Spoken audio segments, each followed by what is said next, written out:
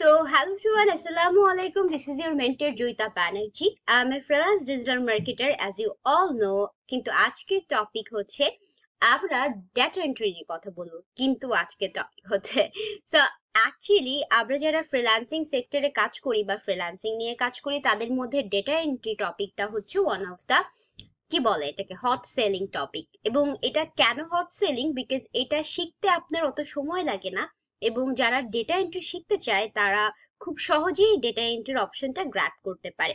এখন the difference between এটা যে যেহেতু আপনি সহজে গ্র্যাব করতে পারেন, এর জন্য আপনি কি করলে অ্যাকচুয়ালি বাকিদের থেকে বেটার একজন ডেটা এন্ট্রি অ্যানালাইসিস্ট হবেন। সো এই সব কিছু নিয়ে আমরা কথা বলবো। তার আগে আমরা একটু ডেটা এন্ট্রি সেক্টরটা সম্পর্কে জানবো, এই কাজ কি বা কিভাবে করে বা কি জিনিস। সো একদম শুরুতেই যদি আপনাদেরকে আমি বলি যে ডেটা এন্ট্রি কি, ডেটা এন্ট্রি হচ্ছে যে আপনারা সাধারণত জানবেন যে আমাদের অনলাইনে অসংখ্য ডেটা স্টোর করা থাকে। আমরা যখন কোনো ওয়েবসাইট নিই বা যে কোনো কিছুই নিই না কেন, সেটা ডেটা স্টোর হয় ওয়েবসাইটের জন্য, যে কোনো কিছুর জন্য। এক্সাম্পল হতে পারে আপনি একটা ওয়েবসাইট বানালেন, ওয়েবসাইট বানানোর পরে আপনি একটা ডোমেন নিলেন, ডোমেন নেওয়ার পরে সেটা অলরেডি পাবলিশড হলো অনলাইনে। সো সেই ডেটাটা যখন পাবলিশ হয়ে গেল বা সেই ওয়েবসাইটটা যখন পাবলিশ হয়ে গেল, তখন কেউ যদি আপনার ওই ওয়েবসাইটে সার্চ করে তখন সেই ওয়েবসাইটটা পার্টিকুলার সেক্টরে দেখায়। এবং যদি আপনি আপনার ওই ওয়েবসাইটে আপনার কন্ট্যাক্ট ডিটেলস, আপনার অ্যাড্রেস থেকে শুরু করে আপনার সোশ্যাল মিডিয়া সাইটস দেন, তো আস্তে আস্তে কিন্তু ডেটা স্টোর হতে থাকে। দ্যাট মিনস হচ্ছে আপনার ওয়েবসাইটে আপনি আসলে কি করেন, ওই ওয়েবসাইটটা দিয়ে কি করবেন, সেই ডেটাটা মানুষের কাছে পৌঁছায়। এখন যারা ডেটা কালেক্ট করতে চায়, ধরুন আমি হসপিটাল রিলেটেড বাংলাদেশের যতগুলো হসপিটাল আছে সবগুলোর ডাটা কালেক্ট করব। তার মানে কি কি হসপিটাল আছে তার ইমেল কালেক্ট করব, তার ফোন কালেক্ট করব, লোকেশন কালেক্ট করব, তারপর হচ্ছে কাকে কন্ট্যাক্ট করব সেইটা কালেক্ট করব। সেই সকল কিছু আমি একটা এক্সেলে খুব সুন্দরভাবে গুছিয়ে রেখে আমি এটাকে ডেটা এন্ট্রি বলতে পারি। এখন আপনারা যারা এই ধরনের কাজ শিখবেন বা যেই জিনিসটাই করবেন, তো আপনাদের মনে রাখতে হবে যে আপনাদের এক্সেল এর গ্রিপটা একটু ভালো হতে হবে। শুধুমাত্র কম্পিউটারে এক্সেল ফাইলটা ওপেন করতে জানলেই হবে না, এক্সেলে কিভাবে ডেটা স্টোর করবেন, কিভাবে এটাকে মার্জ করবেন, এইসব জিনিসগুলো আমাদের জানতে হবে। সেটা হয়তো আমরা পরবর্তী লেসনে জানবো। কিন্তু আপাতত এটাই মনে রাখুন যে আপনি যত ইন্টারনেট থেকে যত ডেটা কালেক্ট করছেন এবং সেই ডেটাটাকে একটা জায়গায় স্টোর করছেন, সেটাকে বলে ডেটা এন্ট্রি। এখন সেটা যে কোনো ধরনের ডেটা এন্ট্রি হতে পারে। এমনও হতে পারে কেউ আপনাকে একটা কার্ড দিল, একটা ভিজিটিং কার্ড দিল। সো ভিজিটিং কার্ড থেকে আপনি অনেকগুলো ডাটা পান না, তার নাম পান, তার ইমেল পান, তার ফোন নাম্বার পান, সবকিছু এগুলো কিন্তু one kinds of data. So কেউ আপনাকে 100টা ভিজিটিং কার্ড দিয়ে বললো যে আপনি এক্সেলে এই ফাইলগুলো তুলে দেন, তো আপনি কি করবেন? এই যে ডেটাটা কালেক্ট করলেন এটাকেই আপনি সাধারণত ডেটা এন্ট্রি বলতে পারছেন।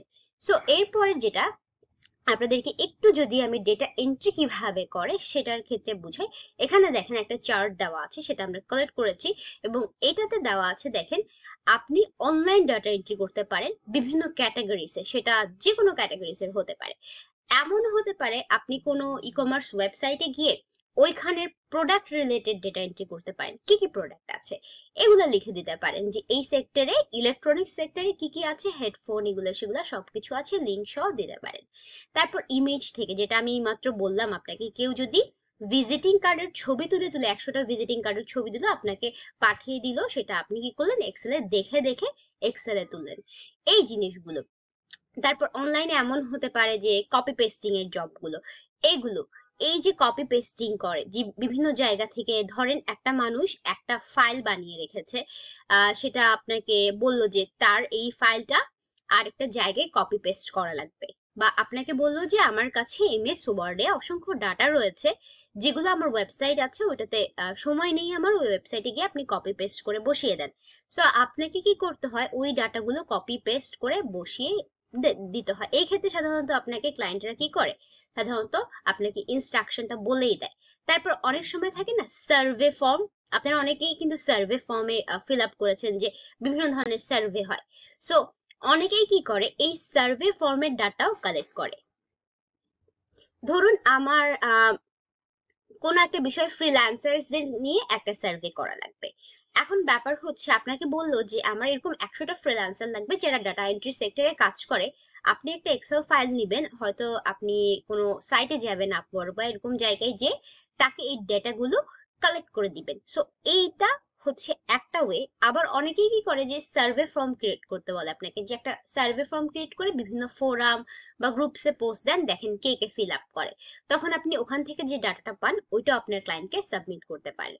এরপরে দেখেন অনেকেই কিন্তু, আপনারা অনেক সময় অনেক জায়গায় শপিং করে থাকবেন, হয়তো আপনি স্বপ্নতে শপিং করেছেন কিংবা আগোরাতে করেছেন বা যে কোনো সুপার শপে শপিং করেছেন। অলওয়েজ দেখবেন যে ওরা না যে ডাটাটা নেয় বা যেটা প্রোডাক্টটা সেল করে ওটার পরে আপনাকে একটা রিসিট দেয়। তো ওই যে রিসিটটা দেয় আপনাকে, আপনি কখনো কি চিন্তা করেছেন যে এই যে ডাটাগুলো, ওদের সেলিং ডাটাগুলো, এগুলো ওদের একটা সার্ভারে স্টোর হতে থাকে, এটা একটা সফটওয়্যার দিয়ে করে। কিন্তু ডেটা এন্ট্রিটা তখনই ম্যানুয়ালি করা হয় যখন ম্যানুয়ালি দরকার হয়। এমন হলো আগে যেরকম ছিল, আমার বাবা কিন্তু সরকারি চাকরি করতো, যুব উন্নয়নে চাকরি করতো। সো সে যখন কাজ করত তখন সেই সময়টাতে ডাটা এন্ট্রিটা আমি আমার বাবার কাছ থেকে দেখেছি যে তারা কি করতো, একটা খাতা নিত, একটা খাতার মধ্যে লিখে রাখতো যে এই এত তারিখে এত টাকা দিয়ে গেছে, বা এই এত তারিখে এত টাকা উইথড্র করেছে অফিসের কোনো এলিমেন্টস কেনার জন্য। সো এই জিনিসগুলা তারা কি করতো, ম্যানুয়ালি কম্পিউটারে বসে এক্সেলে দিত। সো এই জিনিসগুলাই হচ্ছে অ্যাকচুয়ালি ডেটা এন্ট্রির ব্যাপার। সো আপনাদের এতটুকু জানলেই হবে ডেটা এন্ট্রি নিয়ে। তার মধ্যে আরো কিছু ব্যাপার আমরা আলোচনা করব আজকে। আপনারা এখানে দেখতে পাচ্ছেন যে এই যে অন্যতম কাজগুলো এগুলো এখানে লেখা আছে। তার মধ্যে একটা হচ্ছে কোন টপিকে নির্দিষ্ট বিষয়ে আর্টিকেল লেখা। আর্টিকেল লেখা কিন্তু আমরা এর আগে শিখেছি। অনেক সময় কি হয় যে অনেক আর্টিকেল রাইটার না ওয়ার্ডপ্রেস সম্পর্কে ধারণা থাকে না, ওয়েবসাইট সম্পর্কে ধারণা থাকে না, তারা লিখে দিয়ে দেয়। তো এই সব সেক্টরের কাজ করার জন্য কি করে, কিছু মানুষ থাকে যারা জানে ওয়ার্ডপ্রেসে কিভাবে আর্টিকেল লিখে বসাতে হয়, ইমেজ অ্যাড করতে হয়। এইসব ধারণা যাদের আছে তাদেরকে দিয়ে অনেক সময় আর্টিকেল পেস্ট করানো হয়। তারপরে বিভিন্ন ধরনের ফাইলস আপলোড করা, ওয়েবসাইটে বিভিন্ন ধরনের ফাইল আপলোড করা। যেমন ধরুন যারা ই কমার্স সাইটে কাজ করে তাদের প্রোডাক্ট আপলোড করা লাগে, রাইট? প্রোডাক্টের ডিটেলস আপলোড করা লাগে। একটা ই কমার্স সাইট ধরেন দারাজের কথাই চিন্তা করেন, এইটাতে অসংখ্য থাউজেন্ডস অফ প্রোডাক্ট আছে। সেটা নিশ্চয়ই অসংখ্য এমপ্লয়ি বসে বসে ম্যানুয়ালি করেছে, এটা অটোমেটিক চলে আসেনি। সো এটাও এক ধরনের ডেটা এন্ট্রি, বিকজ চিন্তা করেন অসংখ্য মানুষ কিন্তু নতুন নতুন ই কমার্স সাইট নিয়ে আসছে, তারা কিন্তু এই ধরনের ডেটা এন্ট্রি করে। তারপরে হচ্ছে বিভিন্ন ধরনের ওয়েবসাইটের মাঝখানে লিংক এক্সচেঞ্জ করা। যেমন ধরেন আপনি একটা সিমিলার নিশে কাজ করছেন, আপনার ডিজিটাল মার্কেটিং নিশে কাজ করছেন, আপনি ব্যাকলিংক ক্রিয়েট করতে চান বা লিংক অ্যাড করতে চান। তো আপনি একজনকে হায়ার করলেন, বললেন যে আমার ডিজিটাল মার্কেটিং সেক্টর ইউএসএ তে যারা কাজ করছে এরকম কয়েকটা ওয়েবসাইট, 100টা ওয়েবসাইট তুমি আমাকে খুঁজে দাও, এবং ওইগুলো ওদেরকে মেল করার একটা অ্যারেঞ্জ করে দাও যে আমরা কি করব, একে অপরের সাইটে লিংক অ্যাড করব। সো এই কাজগুলো আবার দেখেন এই সকল কিছু কিন্তু কোথায় স্টোর করছে, এক না হলে আপনি কম্পিউটারের মাইক্রোসফট এক্সেল এ স্টোর করছেন, না হলে আরেক না হলে স্প্রেডশিট যেটা গুগল ড্রাইভে রয়েছে এটা। অনেকেই পিডিএফ থেকে ফাইল কনভার্ট করে, সেটা হচ্ছে যে আপনাকে একটা পিডিএফ ফাইল দিলাম, পিডিএফ ফাইল অনেকে কনভার্ট করতে জানে না, যেটা আমরা সাধারণত অনলাইনে পিডিএফ ফাইল কনভার্ট করি। আপনাকে একটা পিডিএফ ফাইল দিল, ফাইল দিয়ে বললো যে এই যে পিডিএফ ফাইলটা আছে এটাকে তুমি আমাকে কোথায় তুলে দাও, এটাকে এমএস ওয়ার্ডে আমাকে ম্যানুয়ালি তুলে দাও। সো অনেক সময় কি করে, কনভার্ট করার সময় ফরম্যাটিং চেঞ্জ হয়। সো এই ক্ষেত্রে আপনাকে দেখে দেখে পিডিএফটা দেখে সেম ভাবে পিডিএফটা কোথায় বানিয়ে দিতে হয়, ওয়ার্ডে। সো এই জিনিসগুলো। আবার অনেক সময় থাকে না যে কিছু ইমেজ থাকে, যে এই লেখাগুলো ইমেজ আছে, এটা তুমি আমাকে একটু ওয়ার্ডে লিখে দাও বসে ম্যানুয়ালি। এই যে কাজগুলো, ম্যানুয়ালি কাজগুলো, এই সকল কিছুই হচ্ছে ডাটা এন্ট্রির অন্যতম অংশ। সো আপনারা যারা ডাটা এন্ট্রি সেক্টরে কাজ করবেন মনে রাখবেন যে এই সেক্টরটা কিন্তু লিমিটেড না, আপনি যে কোনো কিছুর ডাটা স্টোর করতে পারছেন। সো এই সব কিছু নিয়ে আমরা কথা বলবো। সো এটা নিয়ে আপনাদের সাথে কথা হবে আমাদের পরবর্তী লেকচারে। সো অবভিয়াসলি ভালো থাকুন, সুস্থ থাকুন। This is Joyita Banerjee, signing out for today.